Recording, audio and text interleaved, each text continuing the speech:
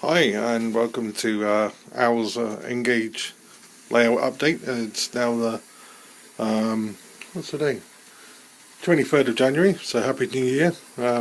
Sorry for the lack of updates. As you can see, I've done quite a bit of work since the last time I uploaded the first video. Some changes.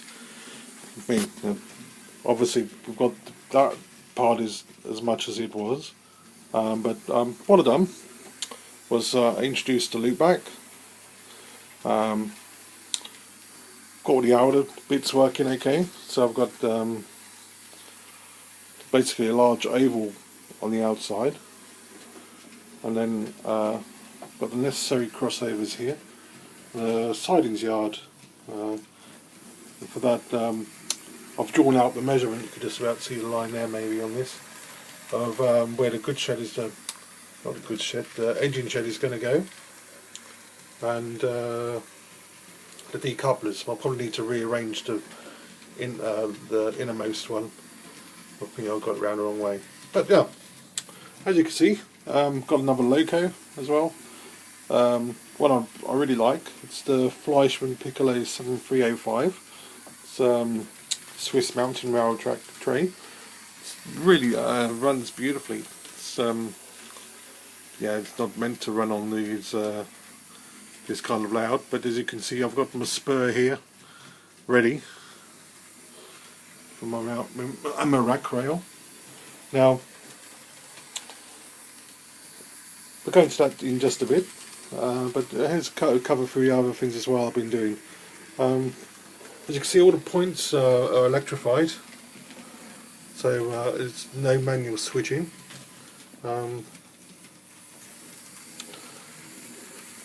With one of the criticism of Fleischmann points motors is they're really big. On scale, yeah, they do look huge next to the track, but I quite like them. I mean, they're really good in operation, really reliable, and obviously you're not underneath the table putting them all on. But what you can do, if you really are so inclined, is to flip them over and flip the coupler. Like that's what I've done here. You see, it's level with the table, so I can put a model on top. The way I've wired it up is really simple. Now the wiring is a mess at the moment. My friends will probably have a giggle at, but this is just a prototype board, but it works. Going to make a better one eventually out of metal and put on some plans on it. Tidy the wiring up, and it would look really nice. But this is just functional. So I've got my directional switches here, which is dual throw switches, so they're just on all the time. They just change the direction. So that's the main line, and then there's the loop line inside of here. You can see there I've got the feeder wires into that section. And John is probably laughing at my soldering right now. Yeah, laugh away, you little bugger. And there's some insulating joints. Yeah, that stopped the electricity running from here to here. Now, let's have a look at my little, say my Mimic board. Okay. It's really simple. It's just something I got off the internet. Basically, it's self-tapping screws with the wires from the motors going into the back, and then put the lines over the top. So I've got a fairly good representation of my layout. Obviously I've got that, the additional ones to put in, and notice at the top here there's no points, so my original layout didn't have this bit in it, so I need to just simply draw them in, put some screws on, and then I can control it. The way it's controlled is you can use anything. You could almost use a nail, but this is a Pico switch tapper, so it's just contact switch. So there's the controller. I've got this wire, which is just an extension of this, and this runs into here, and you'll see in a moment even more horrendous wiring. I won't obviously change the the loop the little train's on at the moment, but I will change the other one just to show. So very easy. Just touching that, you can hear it now. So if I change over to looking at the points,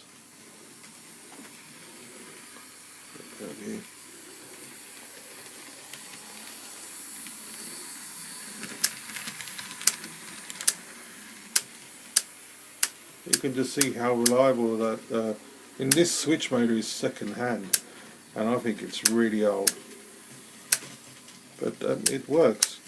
One thing you will see is this big lump of capacitors and Lord knows what else that's on there. I think that's a diode, isn't it, and a resistor. What's it for? It is to power the points motors and other things. This is good for powering one motor at a time, but you can do something which is called a matrix board, and that allows you to do route planning. So you get all the nodes on your layout and you say I want to get something from A to B, and you just touch it once. You touch like something like this on here, touch it once, and that would change all of the points to reach that direction. You'd have a little grid in here or something, or down here probably have a little grid, and then you just touch a point on the grid and like I want to go from here to here, and then it would switch all the turnouts. You wouldn't need to manually change each one. There's not a lot here, but it's just a nicer thing to, you got the routes in there then. So I'm going to unscrew the board. It's very simple. Just give me a second. Watch the train as I do this.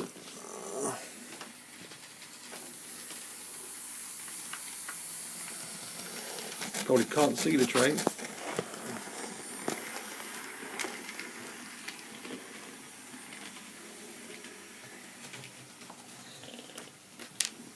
There, just unscrewing at the moment.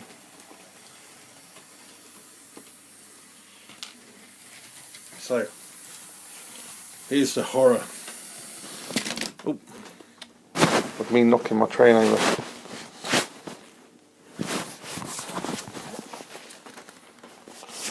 So,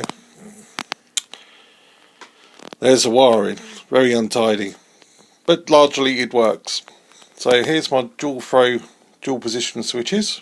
So in the middle pins I have the feeder wires from the power supply, and then if you look, you can see it easier on that one, a crossover wire, and then that changes direction when I turn the switch up and down. This changes the polarity of the track. There's my power bus wiring. I've got several feeders on this layout, and I really noticed that putting the one on the back improved the performance. I mean, that was the original one. I just had the one power feeder in there, and when I redone the back, I put another one there.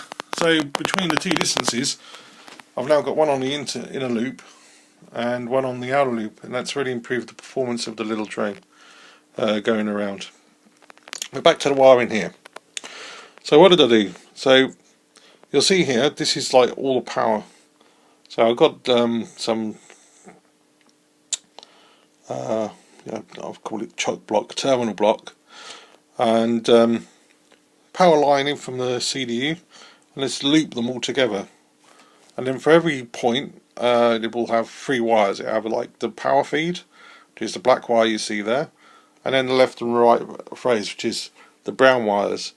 Now, a lot of the earlier Fleischmann points will actually have different colours, which you see there. This pretty adequately explains my thing. The top one has like all 3 colours: brown, yellow and black, black being the power, brown and yellow being left, right. But this bottom one is a bit newer, has brown and just black. So I can pretty much trace all these cables back, although it is a horrendous mess. It's quite, when you need to find a fault, when I pull a wire out by accident, it's pretty straightforward. So that just goes into the terminal block, and these join up there and then feed back to the strips. One thing I will say is, like, it's really important, as you'll see, like what I'm doing now here with these new points. is to do the wires when they're above the table. Yeah, so they reach to here. I wouldn't advise trying to solder the wires when they're in place and going through the holes. Yeah, it's a lot harder doing that above, beneath the table. So I get the lengths right first. You know, a bit of excess in case of manoeuvring. As you see there, that's really paid off well because that point has been moved. So having the excess in there has really helped out. And yeah, you just put some self-tapping screws in there and then solder them on. And there you go. You can control the points from a control board. So I'll just get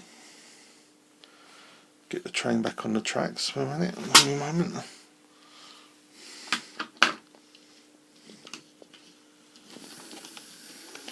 There she goes.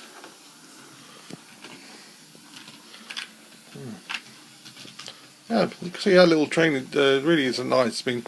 Where it's going to go is here. I'm going to have an insulating here, and then this mounting line is going to go all over the top. But obviously I can't do that until the bottom is perfect, because I don't want to start building over something that I later have to readjust, which is why I had to I made a pretty design foo-foo on this section previously. These 2 points, which you can see in the main section, were directly attached to each other. So any of my locos that went over that, especially the longer ones, the Flying Scotsman, that would always stop on that. And that's because of the amount of power going to the wheels. So I had to rejig it all, which basically means all of the track from there all the way along the back to there had to be readjusted. But it runs proper, which is the important thing, because I don't want it running, you know, stopping and me having to touch it every time. That's why I got the inspiration. I thought, well, can I fit in a set of sidings? I've got a really nice model to build to go on there. Already purchased it, and yeah, I'm going to go for that. And I put all the sidings in. So I mean, it's quite late. I've done that late last night while studying, and I get home late from work, so I can't drill these holes now. But it's good, you can see what things go like. The progress in me wiring this up. So I'm going to let the train do a few more loops.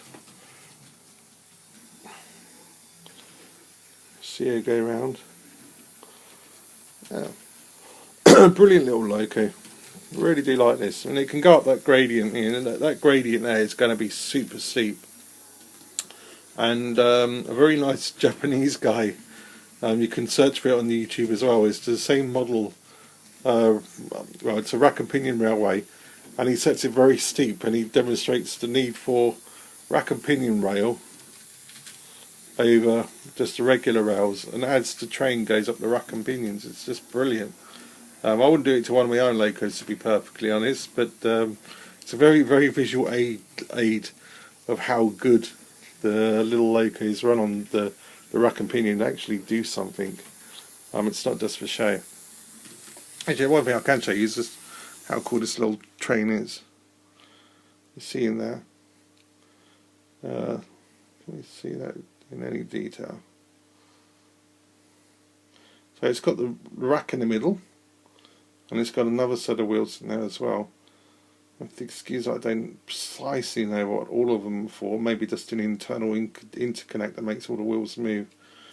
But it's a very tidy and detailed little model. I think these are getting more sought after because they don't produce them anymore. And I was very, fortunate to find mine on eBay. I was really happy because I used to have this, but I had to lost it, unfortunately. But I've got another one. But now the carriages for this are just really hard to find, and when you do find them, they're damn expensive. It's nice, but let's put him back again. I should do better than that. There we go, so he's off. Now, that'll do for today. Hopefully some more soon. Don't laugh at my soldering. Don't laugh at my wiring. Little buggers.